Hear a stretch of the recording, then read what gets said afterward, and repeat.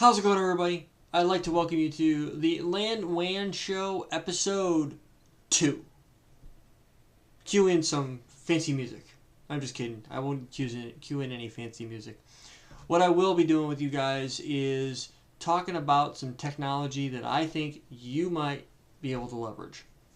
So the topology we have for our discussion today is the one you probably have seen on my blog. Pretty simple stuff. We're actually going to be doing leveraging a hack on a process. What do I mean a hack on a process? Simple. I have MPLS Layer 3 VPN deployed in this core here, and all of these routers, so 13, 14, 8, 9, and 10, these are going to be MPLS connected. So for instance, if you were to go to R13 and do a show IPBGP, I have connections. I've actually got to clear some of this stuff out. So let me do a clear IPBGP star soft. And eventually we should stop learning some of these routes because we don't need a lot of them. I stopped actually advertising show run section BGP. I stopped advertising the, I see why. So while I go ahead and start talking to you about what it is that we're going to be doing and how we're going to do it, let me go ahead and just start taking care of some of the stuff real quick. So for those of you that know about networking, you probably have heard the term known as DMVPN, or Dynamic Multipoint Virtual Private Network. Well, that's all well and great. The problem is most people don't know how it works. So how it works, pretty straightforward for the most part. The idea behind DMVPN is to take the concept of a layer 2 switch. You have a bunch of physical devices that you can connect into a switch and they all can talk to each other, assuming they're all on the same VLAN. Well, that works out in the grand scheme of things for the most part. The drawback to that, though, is if you don't understand where to use it or how it gets used, it's pretty straightforward for the most part. It's used in the WAN. So whether it is layer 2 connected, layer 3 connected, it really makes no difference, but it's how you would employ it that would make the most sense. So the idea behind the DMVPN cloud, as it's commonly referred to, is when you are configuring your DMVPN, you're going to be connecting several individual routers to a cloud. Now, what does that cloud actually entail? Well, basically, it's just a subnet. That's all it is. Think of the DMVPN cloud like a logical overlay switch. Kind of like, and you'll have to forgive me if you don't know what NSX is, but NSX does a very similar function. It allows different ESXi hosts and things like that to be able to talk to each other through a common connection that they have between each other, layer 3. Well, think of DMVPN as layer 3 over layer 3. So you have your underlay, whatever that might be. In this case here, it's MPLS layer 3 VPN. Where if I'm going to go ahead and roll out DMVPN, I'm going to roll that out over MPLS VPN. Now, why would you do that? MPLS is a private WAN, service. It's secure. Nobody can see your data. Well, that's true, but what happens if you have some sort of compliance like PCI or SOX, Sarbanes-Oxley, or you have HIPAA, things like that? Those are the type of things that guys like me, the engineers, the guys like you, the engineers, I'm an engineer / architect, so it's kind of, I ride the border between the two. So at the end of the day, it really makes no difference really how you want to carve it up. At the end of the day, I design and build networks for a living. So the thing that DMVPN will do for you is it leverages the, let me go ahead and just finish knocking out these redistribute connected commands real quick, because then I'll be able to focus a little bit more on that. So DMVPN in a nutshell, don't want to do that, is going to allow you to take sites that normally would be, you'd have to route through to reach, and makes them look like they're directly connected. Okay, Rob, how is it any different than doing a bunch of individual GRE tunnels or doing a site-to-site VPN? Well, really, it's an enhancement to what you're already doing. So the idea here is real simple. If I have a group of sites, we'll say 20, and actually the irony of this is a design that I am currently working on for the company that I currently work for. This is a design that we're looking at running with to replace existing technologies to make the network more scalable. So the idea here is if I'm going to be running a bunch of GRE tunnels between a bunch of different sites, what is one inherited issue that comes into play with that? I'm asking a serious question. Awesome. So we don't have the redistribute connected anymore, which is a great thing, because it's going to make it a whole lot easier to get the reachability to the loopbacks. What I have on all 5 of the CE sites is I have 4 loopback addresses or 4 loopback interfaces configured, and then I'm able to call them and get them advertised and things like that. So DMVPN itself, go ahead and bust out my pen pad. I did not realize that I had that configuration issue in play, or else I would have went ahead and taken care of that. Let me go ahead and... Alright, so there we go. So you and I are on our own. So where this really comes into play, go ahead and grab my pen pad real quick, and so we can talk about this in a bit more detail. And you're like, come on, Rob, get to the point. I know, I'm working on it. So,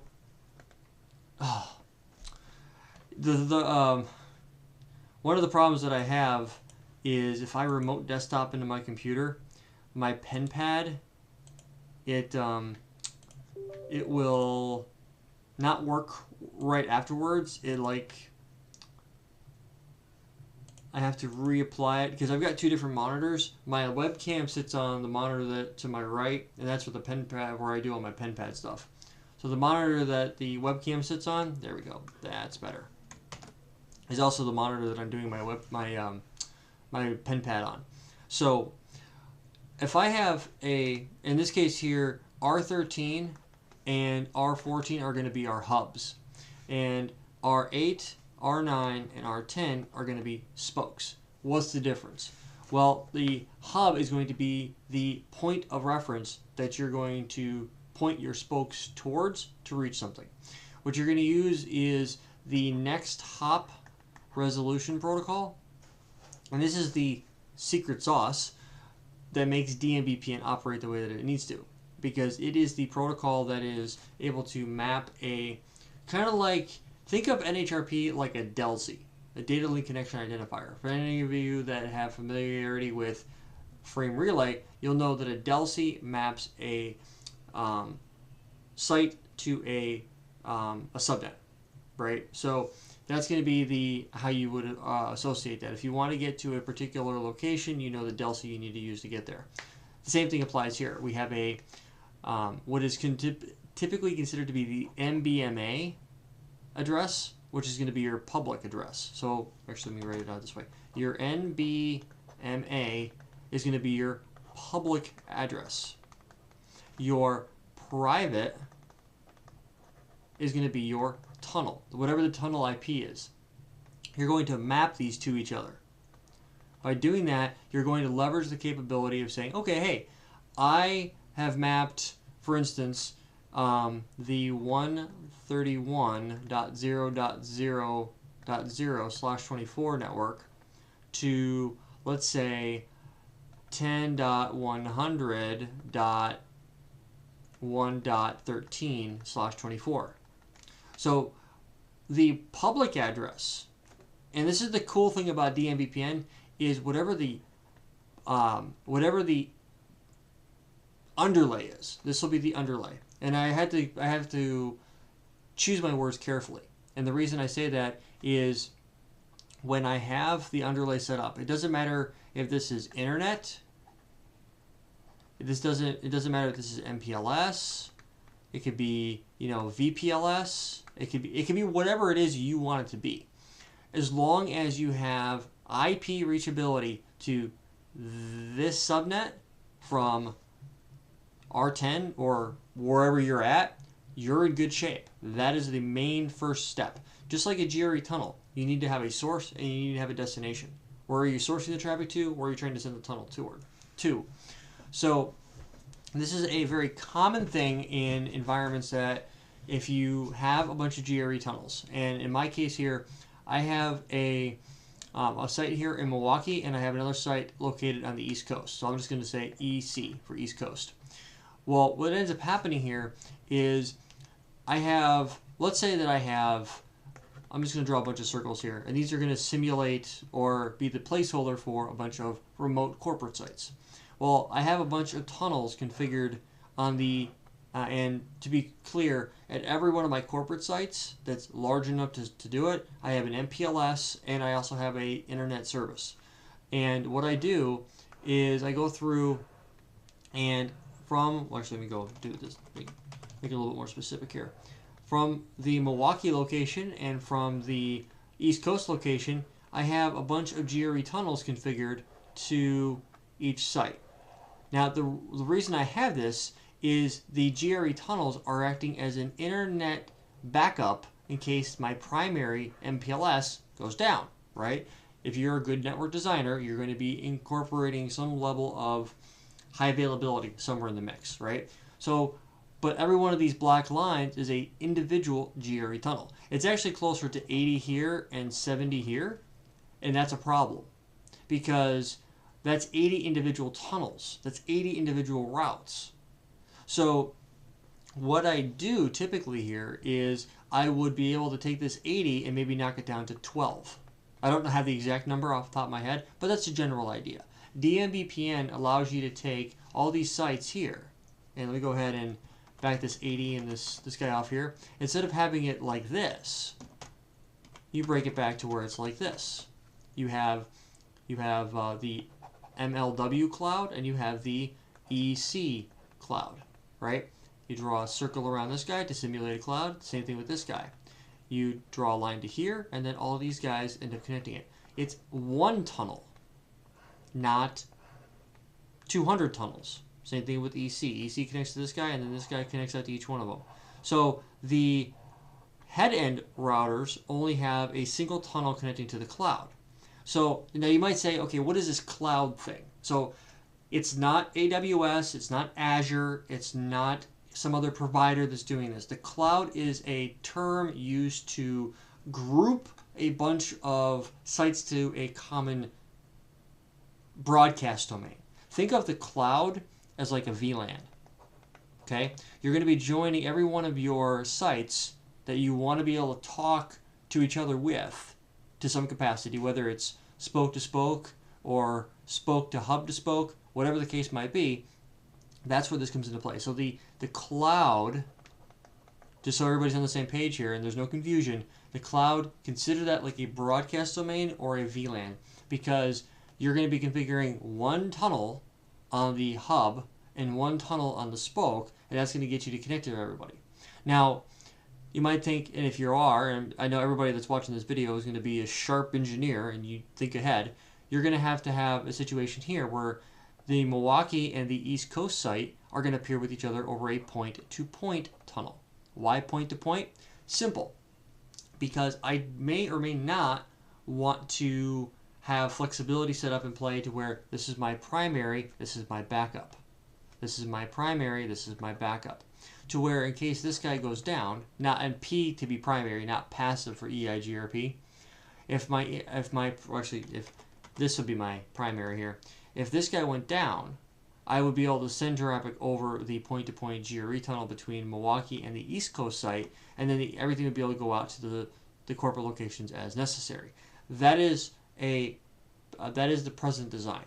The present design now is 100 and some odd tunnels to all of the locations out that we need to get to reachability towards. Now, this could change to where this site might have ASRs here, and this site also might have ASRs, and these guys might be ISR 4Ks across the board. Well, here's the thing. This would allow us to run something like DMVPN, which is what we're talking about here in this video. you also have the flexibility of adding in IWAN.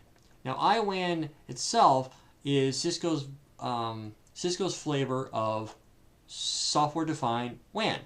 Well, IWAN is cool. I've played with it a few times. I'm not an expert on it. I plan on covering that in my service provider technologies that I'm working on.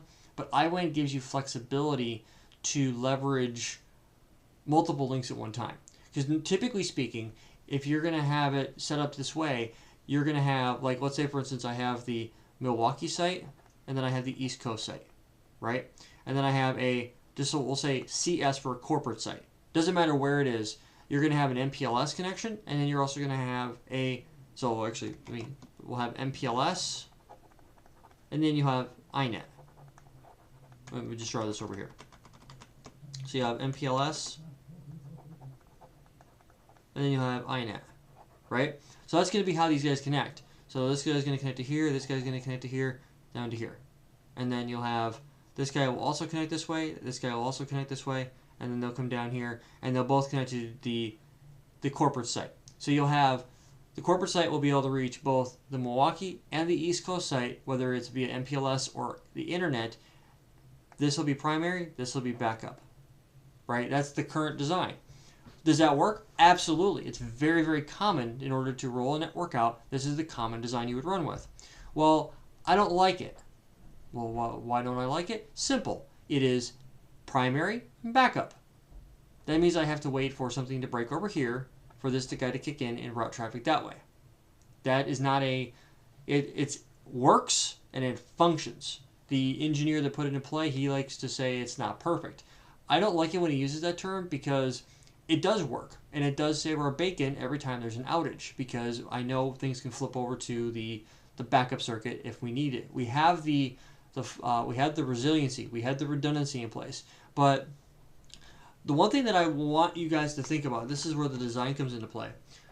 Let's stop thinking about redundancy. Let's stop thinking about resiliency, which are kind of play off of each other. You have redundancy where you have a backup, resiliency, which means you have multiple failover capabilities built in. Well, what happens if you don't test your backups? I've worked with plenty of customers in the past where they don't test backups. They just assume that they work. Well, and then I get a phone call when they don't work, and I got to figure out why on the fly because something's broke and they need their network up.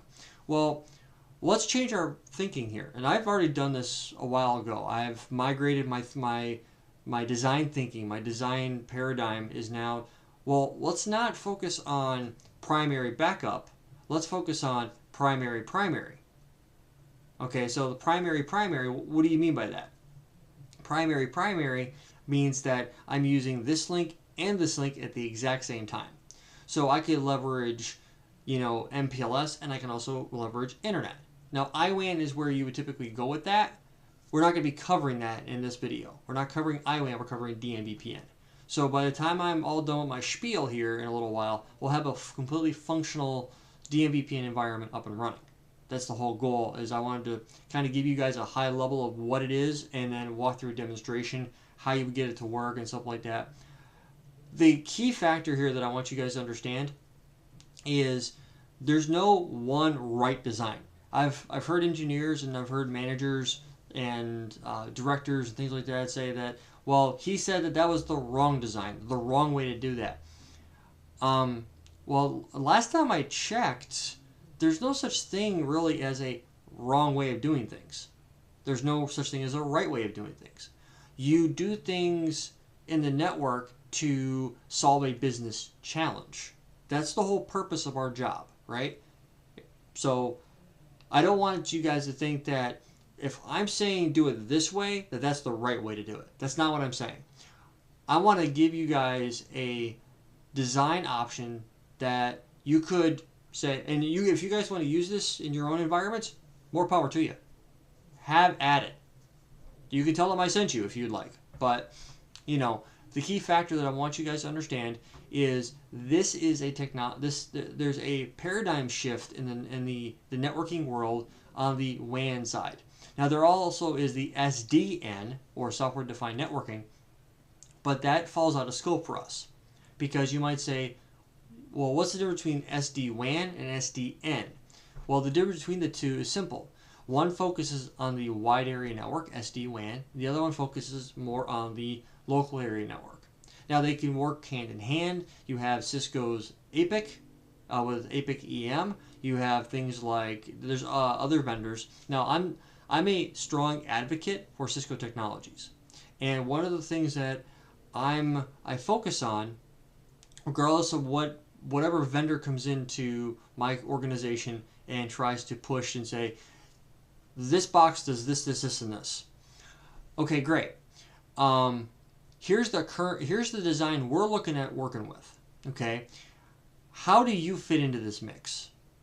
So what I've done, one of the things that I did a while back, was I took the network diagram that I've drawn out for our environment, and I took that, and what I do is I take and I say, all right, this is the service, this is the site, and this is what we want it to do. Fill in the blank with your platform and your capabilities, and let's see how they all mesh. How can you give me primary? Can you give me active forwarding? Can I leverage both my primary and my backup link, and depending on certain mechanisms like an SLA or response time or user experience or whatever it is that I just define as good or bad on the network, will determine how the traffic gets there. As long as it gets from point A to point B in an efficient amount of time, then to me that's really what I'm supposed to do.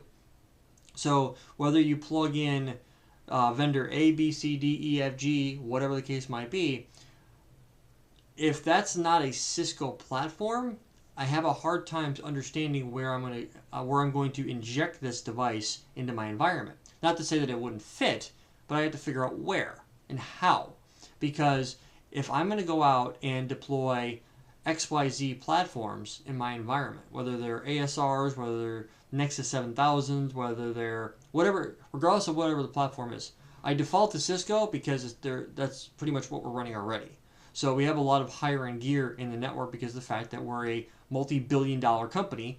We have money to spend on equipment. So we're going to go ahead and spend the money where it needs to be spent.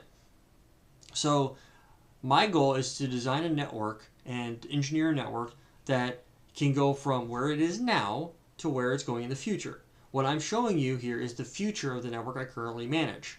So I'm giving you a lot of high level, but it's very generic. I'm not telling you who I work for or any of the vendors that I'm working with, any of the service providers that I operate with. I'm just giving you high level, this is the service, this is the capability, right? And I should be able to do that and talk to a vendor and not get specific. So that's the game plan for what we're trying to do. That's the game plan for a lot of customers that I know, a lot of customers that I work with. The key factor here is if you understand the idea of going from a primary backup mentality to a primary active, that's going to give you a lot of flexibility. Because now what I can do is say, all right, well, I've got, let's say you have, and we're talking just corporate sites here. I have several thousand store locations that I have for retail. So when it comes to retail, that's a different mentality on the design, and there's different solutions that are put into play for that. Could you use, say an IWAN solution in the store network? Sure, you could, but you'd have a lot more peerings set up than you probably would need. And I'd have to figure out a way to diversify my connections because I really don't want to have, say, 2,000 connections on a hub router. That's just way too many in my opinion. Because then it becomes a troubleshooting nightmare trying to figure out where he came in on. So it's easier to not do that than it is to do that.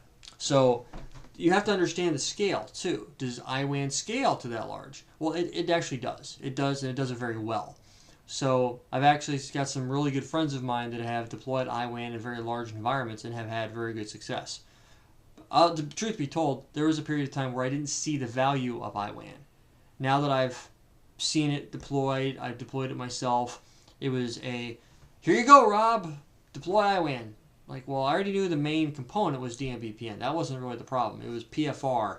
It was the AVC. It was the performance monitor. It was all the other plug-in stuff that I didn't know that was a hindrance to me. I'll be covering those details in upcoming blog posts as we go along. I'm getting into the meat and taters of what I wanted to go over, so I'm really starting to get excited in the blog. So if you're not following the blog, I have a lot of really cool stuff coming out here in the near future. So a lot of stuff that's more cutting edge. So I'll be throwing some VXLAN in there, to CSRs. I'll be throwing Lisp and Unified MPLS and VXLAN, and there's already a lot of really cool stuff out there already. So it'll be just a matter of going out there and making sure that it's done correctly. I've got some other stuff that's going to be going out there too. Some different redundancy techniques that are out there for you, so you guys can see a bunch of different things. So what I want to go through now is talk about the capabilities that you get when you have dual networks. Now, one of the problems that I run into, and I'm going to cover this before I actually get into the configuration, is one of the scenarios that the lead engineer on my team brought to my attention when I started talking about running DMVPN. 2 different clouds, one for our main data center, one for our secondary data center on the East Coast. He told me that there is a site in one of the corporate sites. All of the corporate sites talk to it for a specific service, and they all have to talk to it. But my other question to him was like, well, how many remote sites actually need to talk to all other remote sites? And he goes, well, it's not everybody needs to talk to everybody else. And one of the things that I really like about the guys that I work with right now is, regardless of how much time anybody's been in the field, there's this open communication, which I really, really like. Even my manager, he gets in on it. He doesn't really understand all the technical deep dive stuff because he's not technical like we are. He's got more of a sales background, which is really good for us because I'm not a sales guy. But we work hand in hand. He comes up and says, guys, I need you to help me understand what we're doing and put it into terms, and I can go ahead and sell it. I'm like, cool, what do you need? We work we're a big team. That's why I like where I work. So the lead engineer, I call him the lead engineer because he's been there for a very long time. I wouldn't say anybody's any better on the network than anybody else. Just to get the guys that have been there a long time, they know the network itself better. So I go to them for things because I don't know where things are at or what operationally is going on for everything yet. I haven't been there that long. So for me, it comes in handy. And that's one of the things too. And I never want to point out certification-wise should grant you this level of respect, because that's totally not the case. Even though I have a CCIE, and technology-wise, I probably know more than anybody on my team, and it's a fair assessment that I probably know more about the technologies than all the guys on my team combined, but that's just because of the fact that I've spent a ton of time going over them. So it's not a shot at anybody. The key factor that I want to focus on here isn't the certification. CCIE times 1 or times 10, you can't just walk into any environment and be the guy, right? That person only exists in the consulting world. If you're asking questions about technologies, then you're the guy. In my environment, I'm not the guy, and I'm completely okay with that. I'm okay with the other gentleman that's on my team that's been working there as long as I've been alive, literally, and he knows the network. So I go to him. We have a really good relationship. I go to him. I say, "Hey, question. I got a question for you." And then we'll hash things out. We'll whiteboard. That's one of the things I really like about working there is I can have an open conversation, and I don't feel like there's any static. I know that's not everywhere, so if that's not the case for you, I honestly feel bad for you, because that's one of the things I really enjoy about the company that I work for, because there's a lot of that camaraderie. And that really helps with when you're having a stressful day to be able to talk to somebody that knows what you're going through. Anyway, back to my point here was you might have a situation where not every site needs to talk to every other site. So you don't need full mesh. You need a situation where it's hub and spoke. So my solution to that was, well, okay, that's great. Let's create a single, for both the Milwaukee and the East Coast site, let's create a dedicated cloud at each location for this particular service. And he's like, okay. So we'll say tunnel 1001. and then we at both sites, right? We configure this tunnel at both sites, and then it connects to the location that every other site needs to connect to, and then we enable phase 3 DMVPN.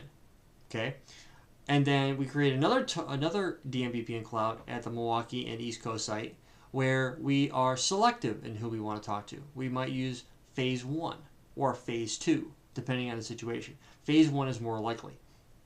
So I would be able to go in there and say, okay, we're going to have, maybe I want to do tunnel 1003 for phase 3, and then I do tunnel 1001 for phase 1, or something along those lines. I typically like to number my tunnel to the service that I'm running.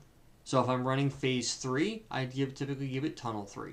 And if I'm running phase 1, I typically get it tunnel 1, because then it's easy to identify, because you can't name it tunnel phase 3. You can't give a tunnel a name. You have to give it a number, but you can give it a description that identifies the service that it's running.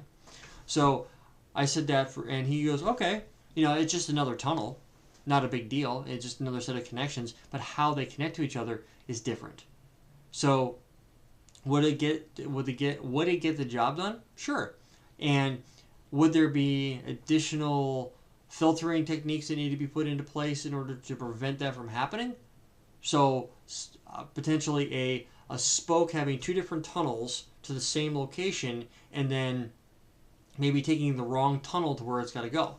That is absolutely a situation that might come into play. And that's where your distribute lists and your prefix lists and your filtering techniques come into play, and say, you know what, if I have a situation like that, then I need to come to this location. Maybe I throw a distribute list out there and prevent a certain set of routes from getting learned, or whatever the case might be. It really depends on the situation at hand. So that's kind of the idea behind the driver behind that solution. So what I'm going to be doing here in our design here is I'm going to be setting up a tunnel, 2 of them, one from, there's actually going to be 3. We're going to have one tunnel is going to be from R13 to R8, R9, and R10.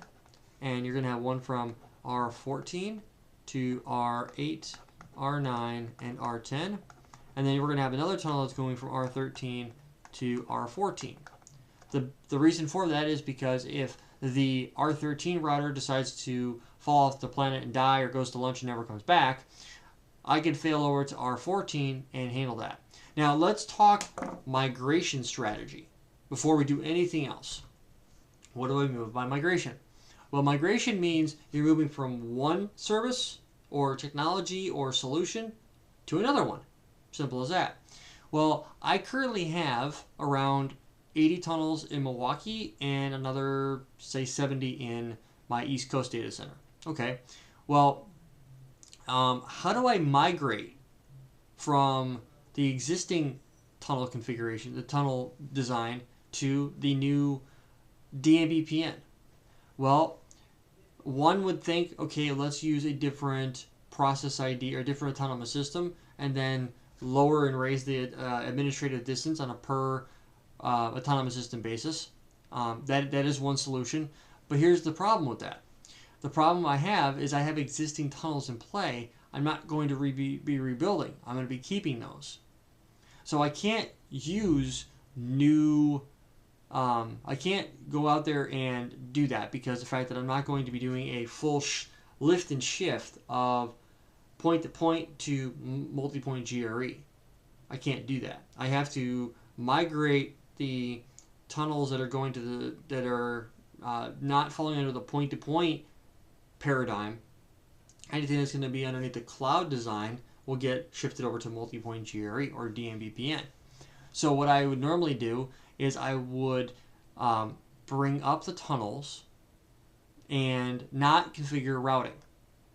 So you can configure the tunnels without configuring an IP address, and what you could do is, if you know the prefix that you're going to be using, in the case here we're going to be using, we're going to be using 10.101.13 and 10.102.0/24.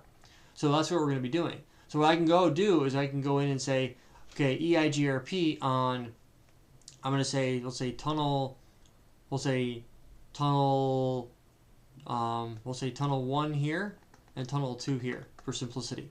I could say underneath the EIGRP routing process or whatever routing protocol you use, and use the passive interface command in order to prevent that from coming up. Or I could go, as I configure the tunnel, set the delay to be really high. Say the delay is 100,000 or something ridiculously large that EIGRP, which happens to be our current IGP, won't choose this route to route over. It'll maintain using the current point-to-point GRE, and then as I decide to migrate from point-to-point GRE to DMVPN, I can go ahead and start bringing the delay down to be better than my point-to-points, so that my my DMVPN environment is the one that's leveraged. Now, I don't currently have that in play, so I could demonstrate that here, but the idea is very simple. On both ends of the tunnel, so on, say, R13 and R8, I could simply go in and say, all right, you know what? We're going to go ahead and configure it so that R13 and R8 have a high delay on the DMVPN tunnel and a default delay on the actual point-to-point GRE tunnel. And then we could migrate to that. So what I can go ahead and do is I can create a point-to-point tunnel just as a simulation and show you what that would look like and give you an idea of what the migration step would look like. So what I'll go ahead and do is I will go ahead and configure a standard point-to-point tunnel between R13 and R8 just so we can see a migration strategy. And so one tunnel, whether it's one tunnel or it's 100,000 tunnels, it makes no difference. As long as you play your cards right, you should be in good shape. So I'm going to go ahead and pull up the command line here. And on R13, I'm going to go ahead and I'm going to give, say, interface tunnel, we'll give it 100. And what I'm going to do here is I'm going to type in that the tunnel source is going to be, in this case here, is going to be gig 1.1020, and the tunnel destination is going to be 83.0.0.8. And that should bring our tunnel up. So like I said, you don't have to have an IP address on here in order for this to work. And I'm going to give this an IP address of 10.100.100.13/24. Now I'm going to go do the same thing, and I'm actually going to go over here and type in router EIGRP 1. I'm going to type in network of 10 in general, okay? And then I'm going to go ahead and on R8, interface tunnel 100, the tunnel source is going to be gig 1.1020, and the tunnel destination is going to be 131.0.0.13. The IP address for this guy is going to be 10.100.100.8/24, and the router EIGRP 1 and network of 10. And there's our adjacency. So that gets EIGRP running. So do show IP interface brief. I don't think I have any 10 networks running. Well, I do, and that's actually a good thing for me, because then I will automatically be advertising those routes later on. So now if I go over here to R13, do show IP EIGRP neighbors. So I have one peer, do show IP route. Now I have a bunch of EIGRP adjacencies, right? I can get to 10.1.8, which is good, because then I know that's working. Well, that does the job, but I'm point-to-point, right? So what I'm going to do is I'm going to go ahead and configure a point-to-point connection between R13 and R14 and get him configured. So I'm going to type in interface tunnel 1314. I'm going to type in tunnel source is going to be gig 1.1020. Tunnel destination is going to be 143.0.0.14. And at the IP addresses of this guy is going to be 10.13.14.13/24. and then I'm going to do the same thing on 14.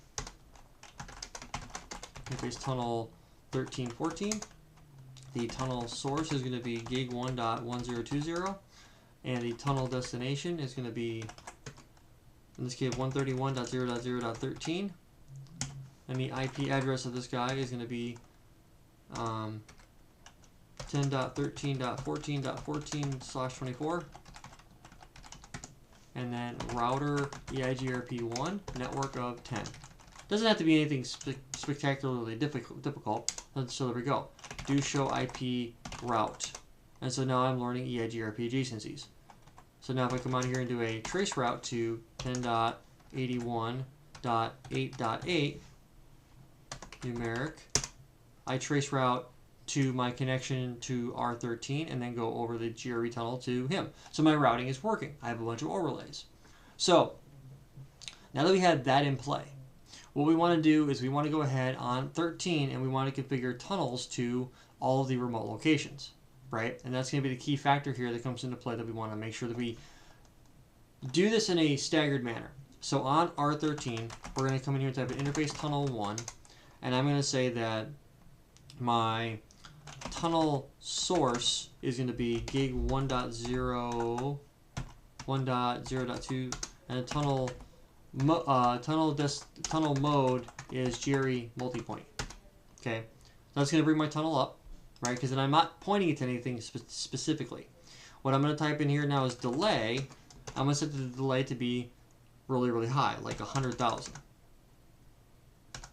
Because if I do a do show interface tunnel 1314 and I look at this, my tunnel here is 5,000 microseconds.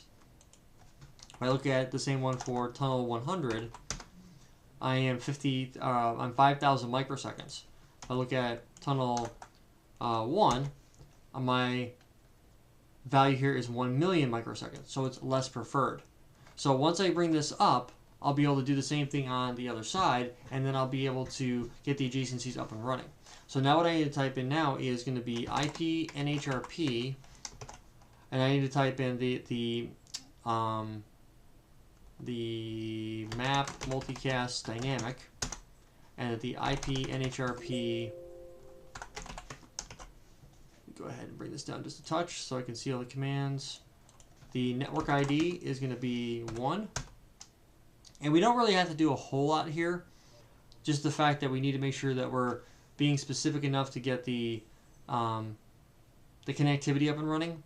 And I'm going to go ahead and say that do show run interface tunnel 1. The IP Nhrp map. No, I'm good. Map multicast dynamic. I don't have to. Map multicast dynamic gets placed on the hub. So if you get incoming adjacencies for like multicast traffic, like EIGRP or OSPF, you'll go ahead and accept it. That's pretty much all I have to do here. I'm going to type in IP address is going to be 10.100.1.13/24. The configuration on the hub is relatively simple. So do show IP interface brief, and there's my tunnel configuration.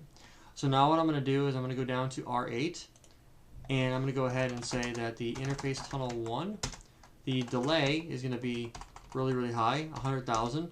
The tunnel source is going to be gig 1.1020. The tunnel mode is going to be GRE multipoint. That's going to bring the tunnel up. My IP address is going to be 10.100.1.8/24.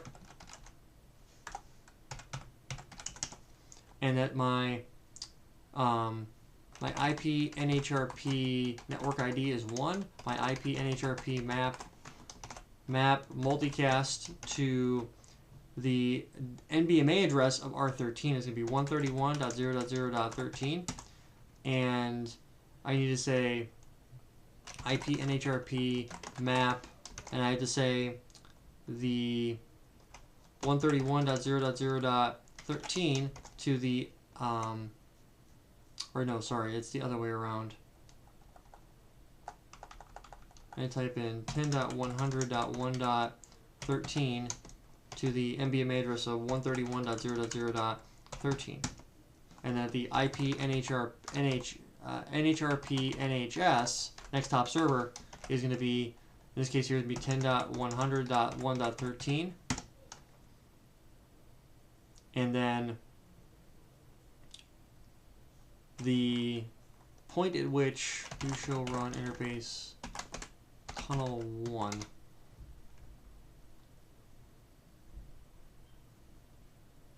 I think that's all I need to put in here.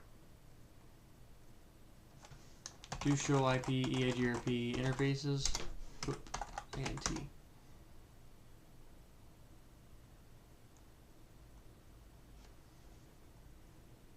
Let's see here.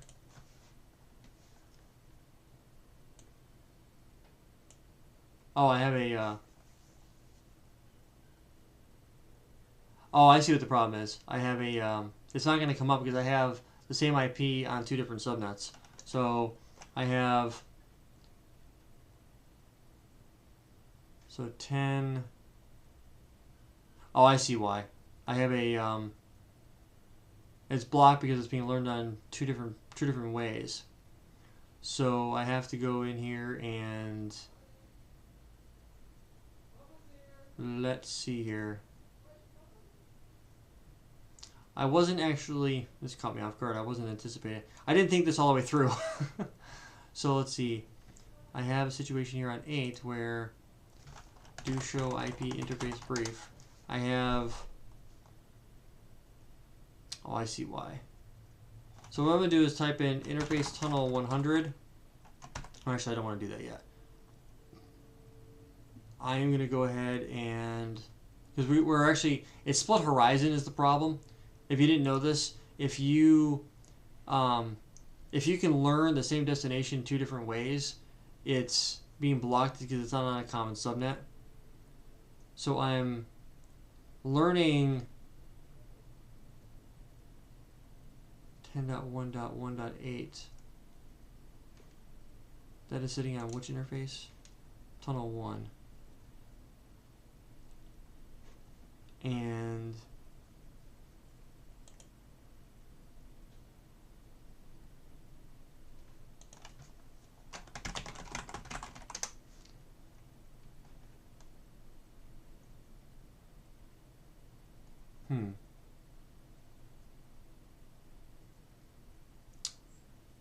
you could do not on a common subnet. Interesting.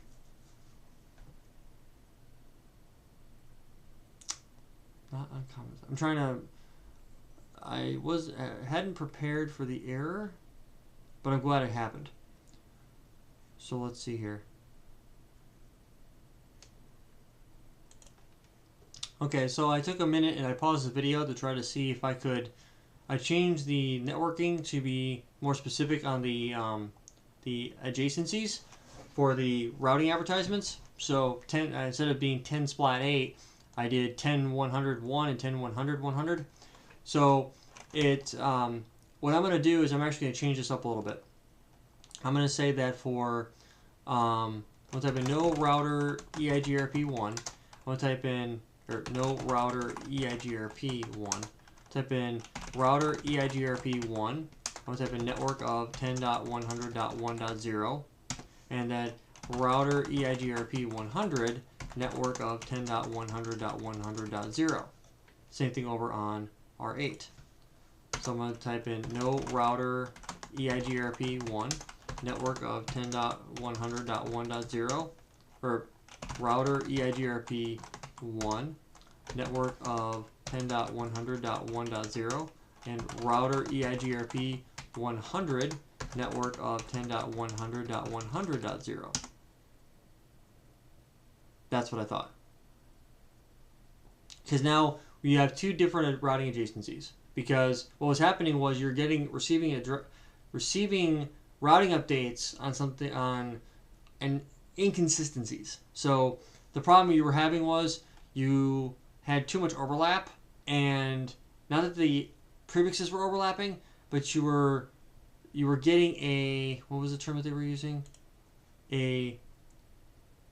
Okay.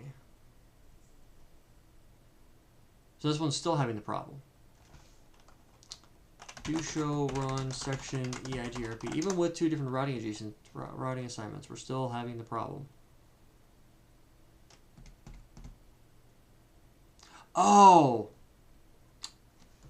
All right. Well, here's the issue.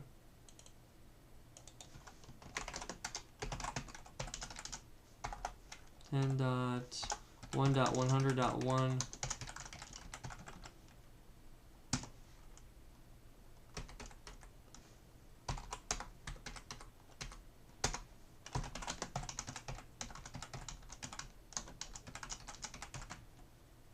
That was the problem. My adjacencies were too specific, or too broad. Do show run section EIGRP. Now they're more specific. Let me go ahead and fix it on the remote end.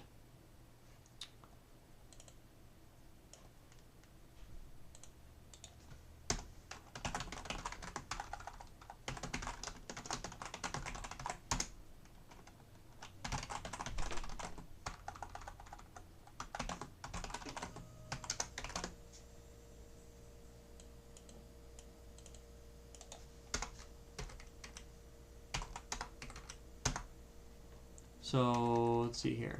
Does that fix my problem? Okay, let's go back to router 13.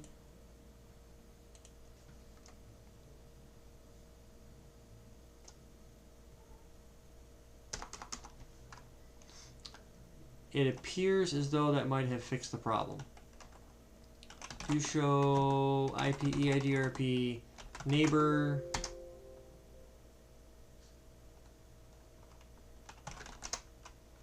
Show IP EIGRP 1 neighbor 100.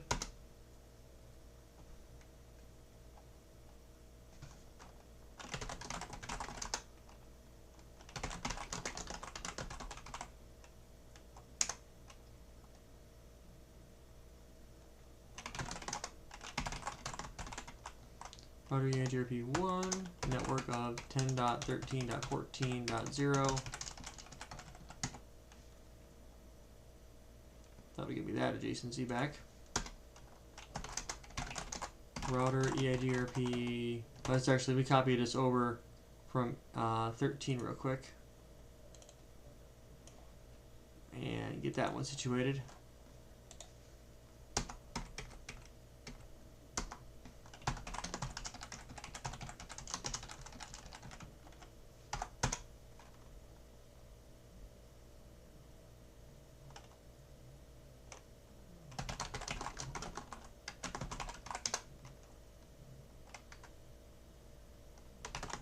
Go ahead and just yank this one out real quick, and that should be what we need to get going.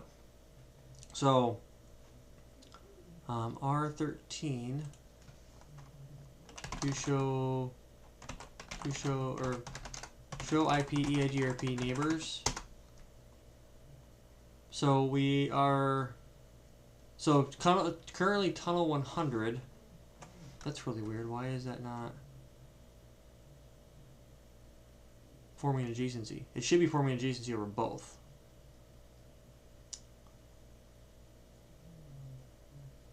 Let's see, what is 8 got going on down here? Do show IP interface brief. Do show run section EIGRP. Why is that not working? I'm a little perplexed because that should be out. I should have do show IP EIGRP neighbors. I should have router 1 up.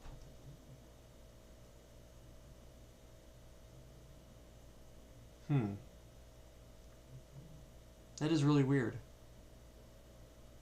I'm really not sure. Let's see here. Debug IP EIGRP 1.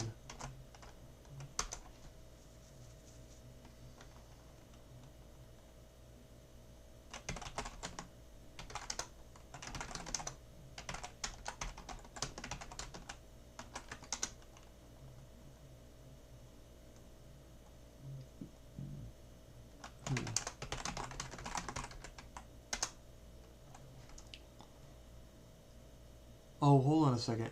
Oh, I think I realize what the problem is now.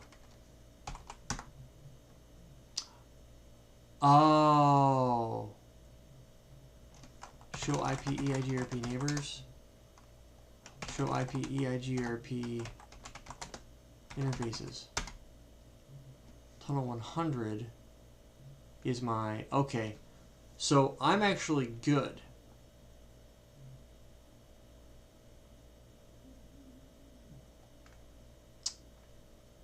So actually I goofed up. Let me see what 13's got.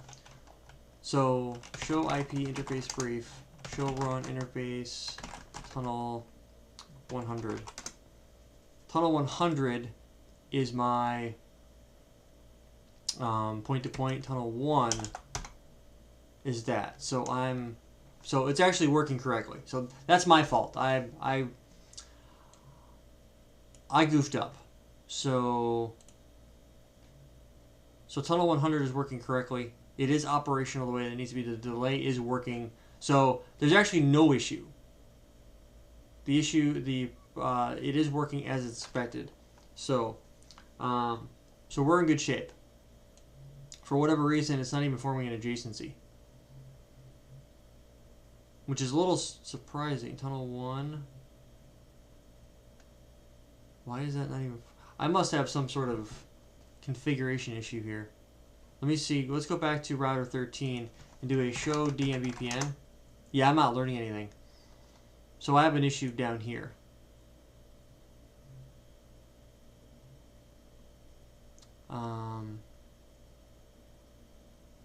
Oh, I know what the problem is. So if I go back to 13, I forgot the tunnel key.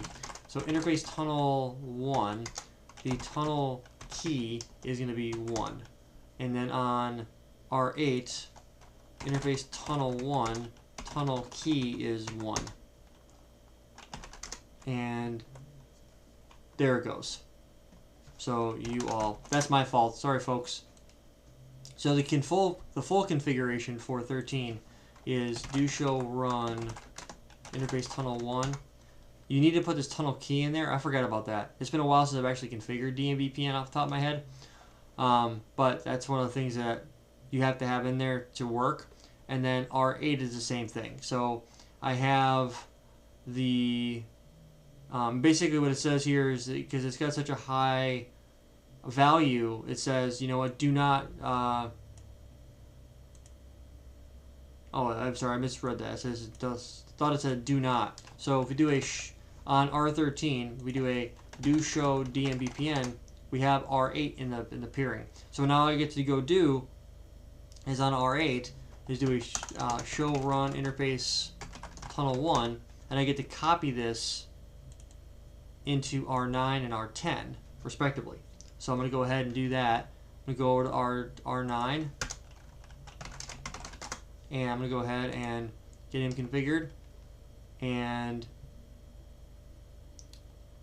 oh, okay. So I'm actually glad this happened.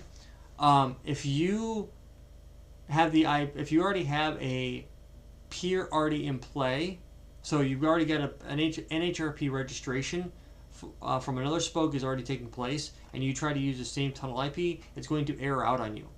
This is basically saying that you can't use that same IP address. So what we have to do is go back into the tunnel IP, which is this guy right here, and type in .9, and then we should have no problem in getting the adjacency up. Now we're not going to get EIGRP right away because we don't have it configured.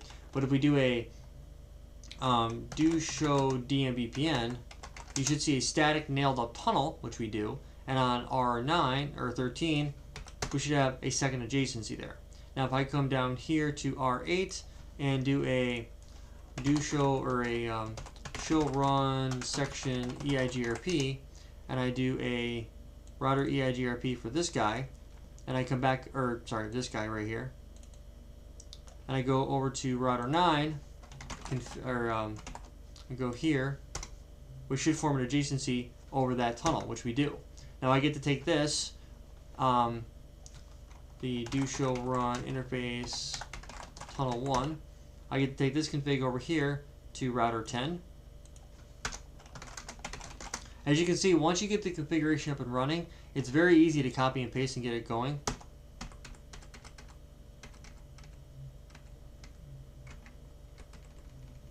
.10 and that router EIGRP1 and on 9,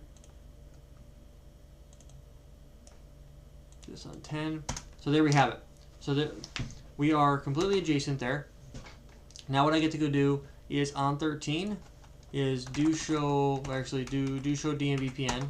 So I have my 3 adjacencies over DMVPN running. So do show run interface tunnel 1. I'm going to go ahead and take this guy right here. And I'm going to change some configuration options here. So I'm going to go ahead and copy and paste this in. I'm going to say tunnel 2. This guy's going to be 2 dot. And I'm going to say .14. And then that's all I really have to do there. I'm going to type in router EIGRP 2. Well, we could use 1. It really doesn't make much of a difference. And then type in network of 10.100.2.0, 0.0.0.255, and go from there. And now I get to go to router 14. And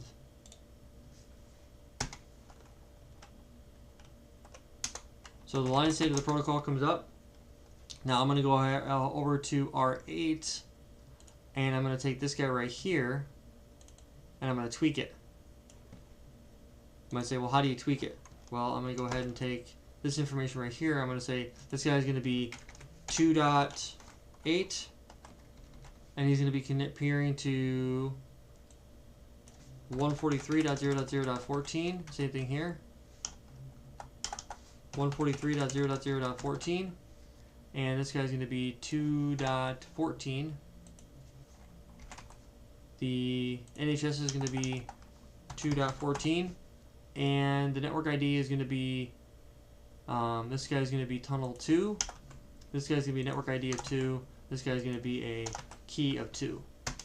And then router EIGRP1, network of 10.100.2.0, 0.0.0.255. So I'm going to go ahead and copy and paste this in. Once you have it configured for one box, it's really not that difficult to do do it for 2.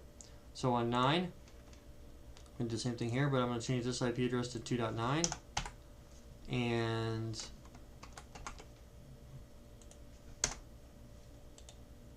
then 10, we're going to do the same thing.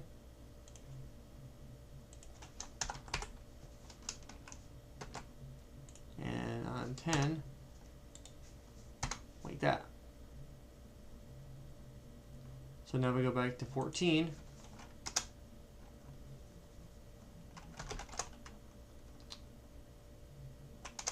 Show DMVPN. Show IP interface brief here. Ping. Show IP BGP. Okay, I should have reachability to everybody.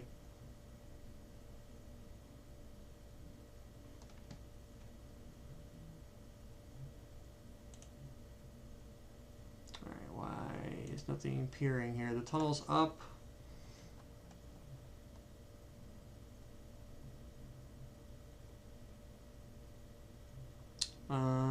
Let's see here. 14, show run, interface tunnel 2.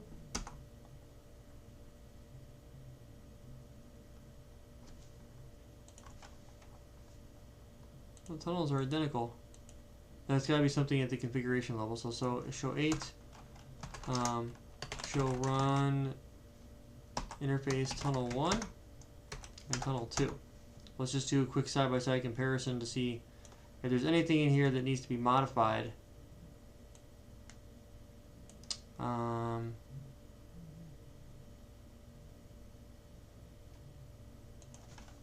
run section EIGRP. I don't see anything or any issues. Network ID is different, tunnel key is different, tunnel is different. Can I ping this address? Okay, I can ping that. So let's see here. What am I missing? R14.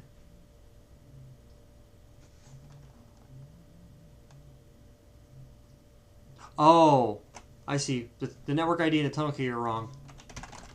Interface tunnel 2. No, this. That's what happens when you don't double check your work.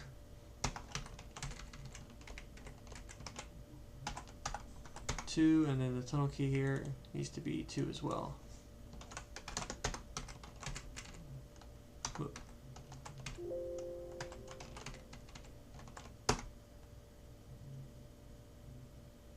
There it goes, 8, 10, and then 9. There we go. So now I should have show DMVPN. So this will take a moment for it to populate, because it still has to go through its situation here. And if we go down to router 8, show IP EIGRP neighbors, I should momentarily have, as soon as 14 figures itself out here. Okay, so right now it's got to figure it out. It doesn't know what's going on. So as soon as it gets, because you can't have unknown. If you have unknown or IX in here, that's a bad sign, which is telling me is there's no socket and it's incomplete. So now they're all completed. So show IP EIGRP neighbors, and I have a queue count of 1. Let's see. Show run section EIGRP.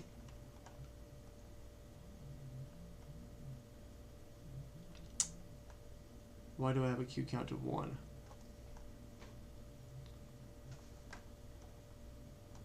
Show run interface.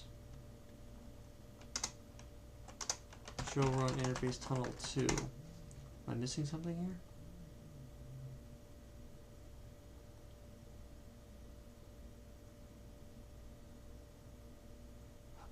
Yeah, I am. Do you see the problem? And the problem is it's IP Nhrp map multicast dynamic. That config is not on there. Do show run interface tunnel 2. Do show DMVPN. Do show IP EIGRP neighbors. So as soon as that, we go ahead and interface tunnel 2, shut the tunnel down. Sometimes it's good to flap these guys. Bring the tunnel down and then do a no shut. Instead of trying to, it'll be a regular flap this time. And then, so now we have them up, do show IP EIGRP neighbors. The queue count is still there. Okay, let me go back down to 8 and see why this is not working. Show run interface tunnel 2. I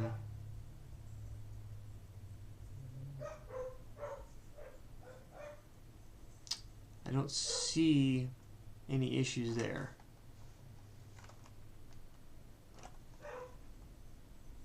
We should still form an adjacency, just not use it. So R14, why am I getting issues here and I don't know why? Well, it's weird. Show IP EIGRP neighbors. I am kind of baffled. Why am I getting a queue count? Now this could be a false positive because I'm not getting any retries. Let's go to 8, 9, and 10. Whoop. So let's see here. Show DMVPN. Okay, so I am up. I'm static. Show IP EIGRP neighbors.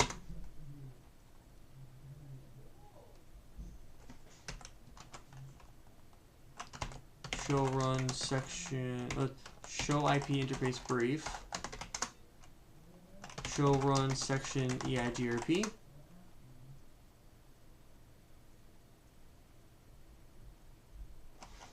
I am not having any success with that. Can I ping 10.100.2.14? I should be able to ping that, and I cannot. Let me see here on 14. Oh, let's do a show run interface tunnel 2.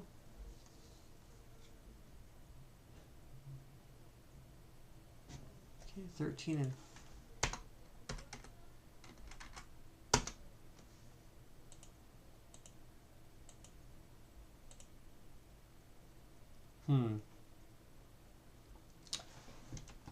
I'm not sure. It's not an authentication issue. I've barely got anything running. It's almost as basic as you could possibly be. So why is this not working? Let's debug. Show log. Okay, so debug EIGRP packet. Hello? Do we even see hellos coming in?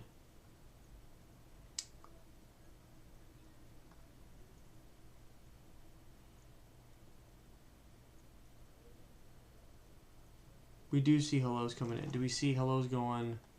I can see them right here. The 10.2.9, this guy right here. Tunnel 2. It's being received. I bet you it's for the remote end. 9. So let's do a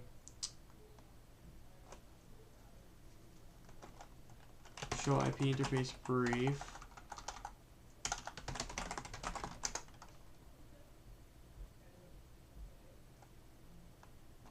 Show run interface tunnel 2.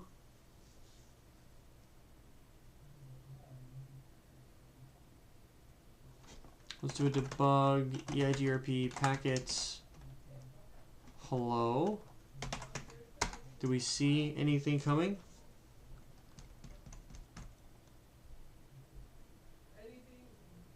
Alright, so we see traffic going out, but for whatever reason, we are having an issue. So I only saw 2 hellos going out to tunnel 2.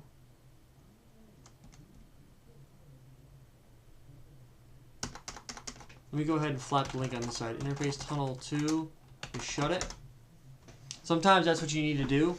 Is you need to flap the links in order for that to bring it back up. No shut.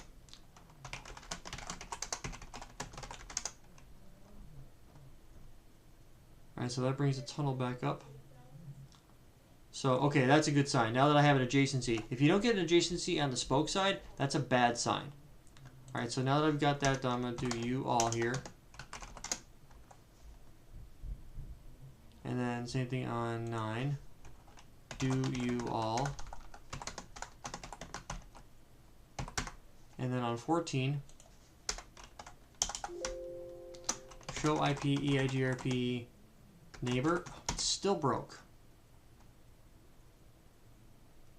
Oh. 8 and 10 have to be done yet. So 8, config T, interface tunnel 2, shut it. Bouncing is probably the quickest, easiest way to do that, but I wanted you guys to see some troubleshooting. No shut on that one, and the same thing on 10. Interface tunnel 2, I'm going to shut it. And then no shut it. Alright, so now we've got that guy going on. The tunnel should come up, and then we should have an adjacency to 14, which we do. So now I go back to 14. Now they're all queue counts of 0. So now I go to 10 and do a show IP route. I should have 2 different paths to the 10, 13, 14 network, which is what I would expect to see. And so I have DMVPN working the way that I need it to, and now is the time that I would say, okay, on R8, because he's the one that's got the dual paths, I could say, okay, well that's great. So now I can come in here and do a show IP route. I should have 2 paths, which I do, and now what I can do and say, okay, cool, to do a show DMVPN, I should have two different paths. I have one to R13 and one to R14, and they're both up and running. Now here's the kicker that you really need to pay attention to. If we do a show IP EIGRP neighbors, I have three of them. I have the tunnel 100, which is the nailed up tunnel, and then I have the two that are via DMVPN here, right? Well, I want to migrate my traffic, so if I did a trace route to 10.13.14.14 numerically, I'm going to take the, and in this case here, because of the fact that I've got, let me go ahead and do it this way. Show IP route. Why do I have the delay? Why is that? Tunnel 100. That's weird. I have show IP EIGRP topology.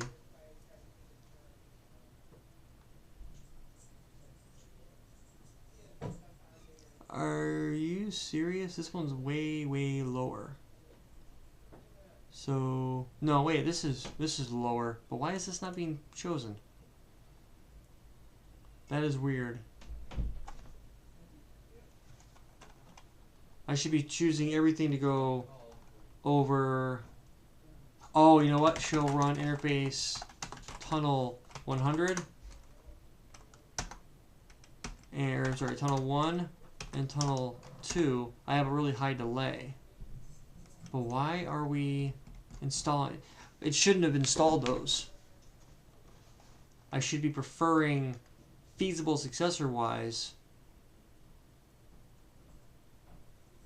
Let me go ahead and interface tunnel 2. Let me shut this one down because the idea here is to prefer, based off of the topology table, I should say show IP route, and I should be using tunnel 100 for all of these.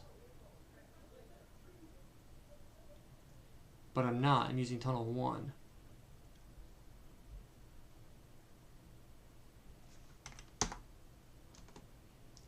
I'm not using tunnel 100 at all. Why is that? Show IP EIGRP topology table. I'm learning those routes. That shouldn't be. I have these numbers skewed on purpose. Oh, wait a minute. Never mind. I know why. It's the autonomous system number. Because I'm not advertising the 10.13.14 inside of AS100. So if I was to go underneath R13 and do a do show run section EIGRP, that's why. I'm only advertising this route here. So if I was to take this guy here and do router EIGRP 100 and type in network here and the network over here, show run section EIGRP config T router EIGRP 100, and then do that. I should learn on 8 that, and if I go back over to show IP route, now I'm learning it via tunnel 100. That's better. So that was my fault. So that just goes to show you have to have your, even though you might have your path manipulation in place, it's not going to do you any good if you don't have the right paths in order. So now here's the kicker. If you do a show EIGRP topology, we're learning the 10.13.14 network but it's a feasibility distance of infinity because it's so high. The two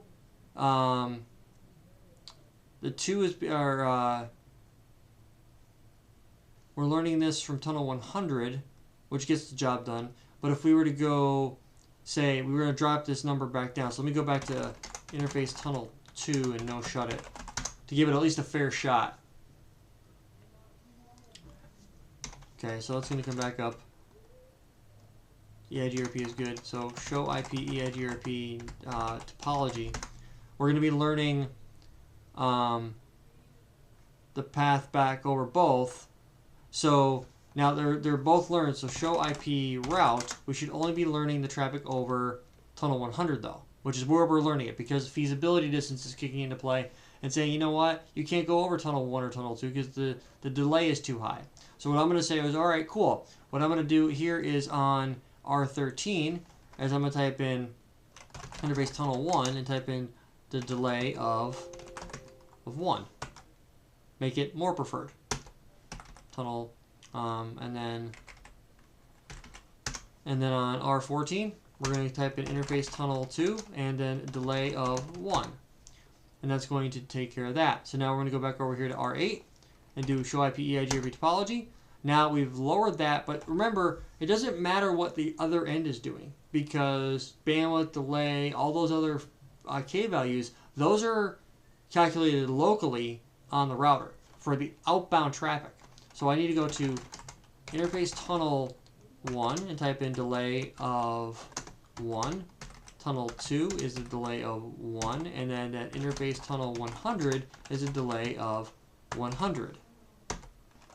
Okay, now I come down here and I do, that doesn't do anything to our adjacencies. If I do a show IP EIGRP topology, that'll just change the direction we go in.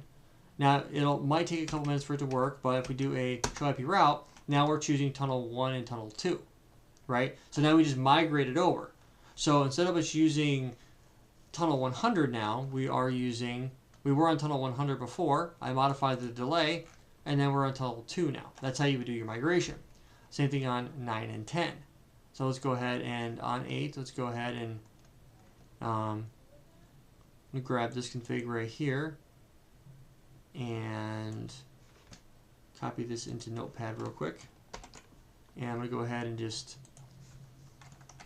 nix this. It's easier to do it this way than it is to retype it.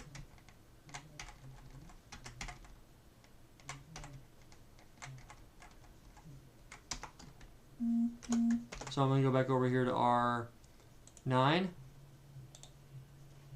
and 10, respectively. And go back to 9. So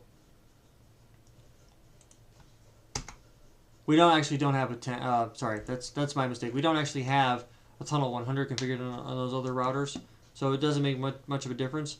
But where we're at now is the migration standpoint. So you see how you can do the migration, where that would fit into the practice. That's one of those things where once you have everything situated, you should be in pretty good shape. Now, as it sits, do we really need to worry about this? You might. That's why I decided to do a kind of a lengthy video on how you can go through and get all this situated. So, as you can see, not very difficult to get running. It's understanding the logic behind it. So, if you are still with me up to this point, an hour and a half in, I do appreciate your time and your patience and your attention. I know it's not easy to listen to me for an hour and a half, especially when I do the configuration. But I would like to thank you for your time and your patience. If you have any ideas or would like to do a follow-up, maybe you want to see a different variation of things. I didn't show you phase 3. If you are considering phase 3, it's a redirect on the hub and a shortcut on the spoke. So there are many ways of getting the job done.